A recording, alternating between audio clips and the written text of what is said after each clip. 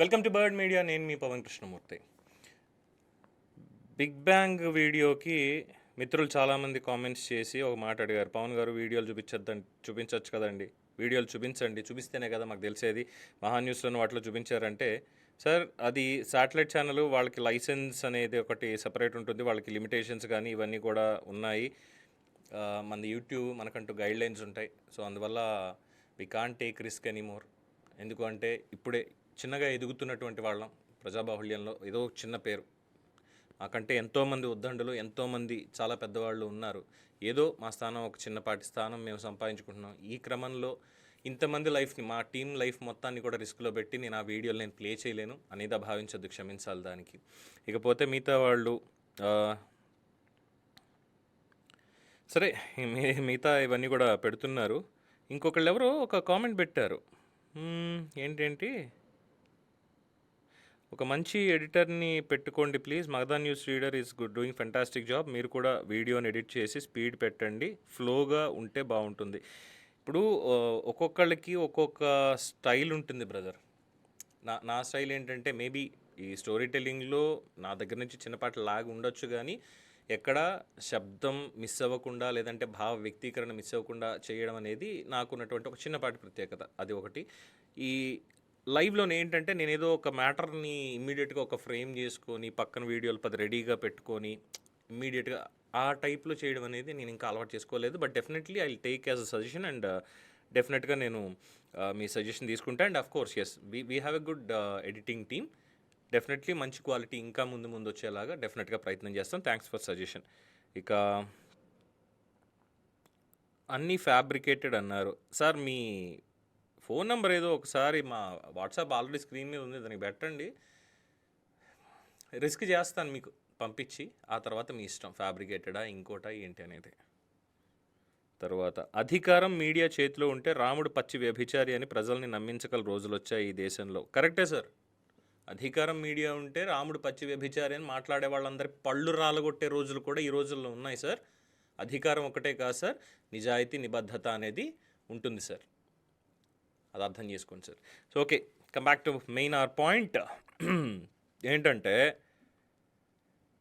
I pity about Kodali నానిగారు, పేరు నానిగారు, తర్వాత ఇంకా చాలామంది ఎవరైతే వైఎస్ఆర్సీపీ నుంచి మాట్లాడారో, కరణం ధర్మశ్రీ గారు కావచ్చు, కురసాల కన్నబాబు గారు కావచ్చు, అసలు ఈ రావణ్కి మాకు ఎటువంటి సంబంధం లేదు, మేము అతన్ని ఎట్టి పరిస్థితుల్లో సమర్థించేది లేదు, కానీ ఉపా చట్టం పెట్టడం అనే దాని మీద మాత్రమే మేము వ్యవస్థ మీద పోరాటం చేస్తాం తప్ప ఈ రావణ్కి సంబంధించి మా పార్టీకి కానీ మాకు కానీ ఎటువంటి సంబంధం లేదు అన్నటువంటి వాళ్ళందరినీ కూడా ఐఎమ్ సారీ సార్.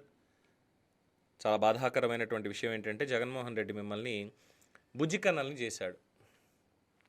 అంటే కార్ము నాగేశ్వరరావు గారి లాంగ్వేజ్లో దానికి అర్థం బుజ్జికన్న అని చెప్పారు కదా, ఎర్రిపప్పలను చేశాడు అందరినీ ఒక్క దెబ్బతోటే. ఆ దెబ్బ ఎలాంటి దెబ్బ అంటే, ప్రశ్నరావణ్ టీం, అదే ప్రశ్న జోసెఫ్ టీంలో ఉన్నటువంటి గమన అనేటువంటి మహిళ ఎయిర్పోర్ట్లో జగన్మోహన్ రెడ్డి గారిని కలవడం, వెంటనే అవినాష్ అన్ని చూసుకుంటాడని చెప్పడం, ఆ వెంటనే ద గ్రేట్ పొన్నవోలు సుధాకర్ రెడ్డి గారు రంగంలోకి వచ్చేశారు. ఎస్, రావణ్ తరపున మళ్ళీ అదే మాట వస్తుంది, క్షమించాలి. ప్రశ్న జోసెఫ్ తరపున మాట్లాడడానికి, పోరాడడానికి వైసీపీ లీగల్ సెల్ చీఫ్గా ఉన్నటువంటి పొన్నవోలు సుధాకర్ రెడ్డి గారు వకాల్తా పుచ్చేసుకొని తన స్పిరిట్ని ఏం మాత్రం కోల్పోకుండా, ఎస్ సార్, యువర్ ఆనర్, మేము మాట్లాడడానికి వచ్చేసాం సార్ అంటూ కూడా ఆయన రంగంలోకి దిగిపోయారు. ఏ సహాయం అందించడానికి అంటే, ఈ దిక్కుమాలిన వీడియోలు, ఈ కాన్స్పిరసీ థియరీ ఇవన్నీ కూడా బయటకు వచ్చిన తర్వాత, వాస్తవాలన్నీ కూడా బయటకు వచ్చిన తర్వాత ఏ మొహం పెట్టుకుని సపోర్ట్ ఇస్తారు? అంటే ఇది చాలా అర్థమైపోయింది, వీళ్ళ స్టాండ్ ఏంటి అనేది చాలా అర్థమైపోయింది, చాలా క్లియర్గా. రోజుకొక మాట, పూటకో నాటకం, ఇదే కనిపిస్తుంది వైఎస్ఆర్సీపీ వాళ్ళు చేసేటువంటిది. అల్టిమేట్గా టార్గెట్ ఎలాగైనా సరే పవన్ కళ్యాణ్ గారిని దీంట్లో లాగాల్సిందే, కూటమిని అస్థిరపరచాల్సిందే. చౌదరి గారు, నాయుడు గారు కలిసిపోయారు కాబట్టి దీన్ని ఇంకా మనం ఫెవికాల్ బంధాన్ని ఎడగొట్టడం కష్టం. సో దాంతో కులాల కుమ్ములాటలో ఇంకోటి ఇష్టం వచ్చినట్టు తీసుకొచ్చి పెట్టాలి, దాంట్లో వీడిని కూడా వాడుకోవాలని చెప్పి చాలా ఫక్తు ఒక కమర్షియల్ అనుకోవాలా, లేదంటే ఏదైనా సరే ఒక స్టోరీకి సంబంధించిన సీక్వెన్స్ కనిపిస్తుంది, అలాగా ఫిక్స్ అయిపోయారు, చాలా బలంగా ఫిక్స్ అయిపోయారు.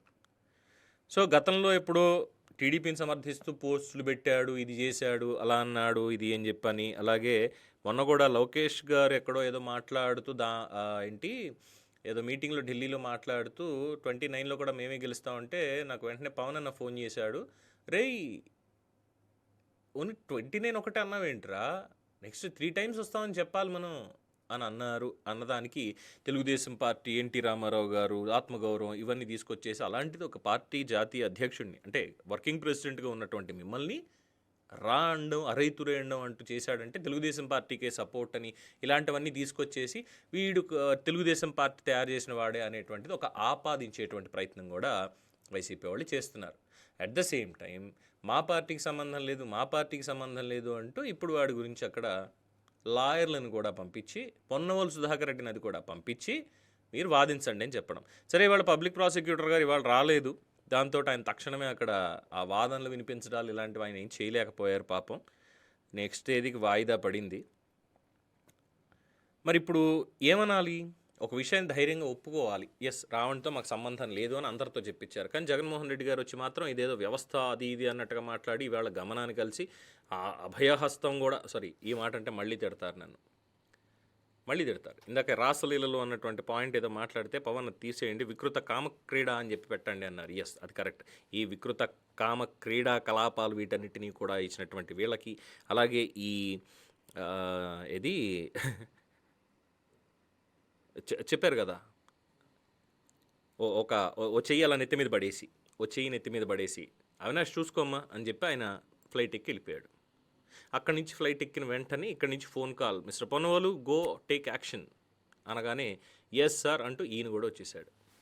ఇప్పుడు ఎవరికి సపోర్ట్ ఉన్నట్టు? అలాగే ఆ మైనింగ్ ఆఫీస్ సంబంధించినటువంటి దాంట్లో వీటి స్టూడియో ఉందన్నారు. ఆ మైనింగ్ ఆఫీస్ కూడా ఆంధ్రప్రదేశ్లో మైనింగ్కి కంపెనీకి సంబంధించిన ఒక వైఎస్ఆర్సీపీ నేతకు సంబంధించినటువంటి మైనింగ్ ఆఫీస్ అని చెప్పి కూడా వార్తలు బలంగా వస్తున్నాయి. ఎందుకంటే ఇంకా వేరే వాళ్ళు ఎవరు కూడా డెఫినెట్గా ప్రయోజనం ఉంటే తప్ప వీడిని వాడుకోవడానికి మరి బాబు స్టూడియో ఇక్కడ పెట్టుకో, హ్యాపీగా వచ్చి చేసుకో అని చెప్పని వాళ్ళు కూడా అన్నారనేది స్పష్టంగా తెలుస్తున్నటువంటి అంశం. సో మొత్తానికి వైసీపీకి ఈ ప్రశ్న గబ్బు జోసెఫ్కి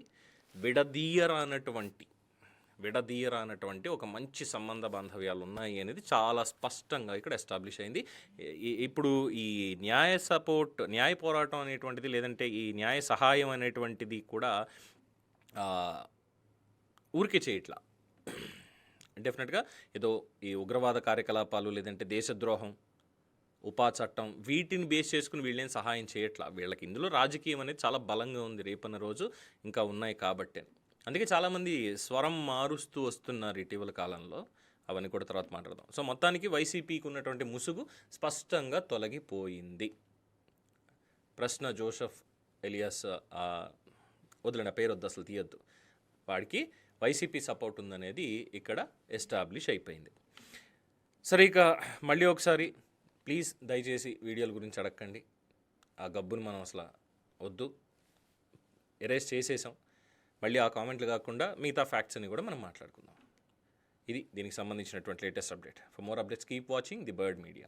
ఈ వీడియో మీకు నచ్చినట్లయితే లైక్ చేయండి, షేర్ చేయండి, సబ్స్క్రైబ్ చేయండి. మరిన్ని అప్డేట్ల కోసం మా వాట్సాప్ ఛానల్ను ఫాలో చేయండి.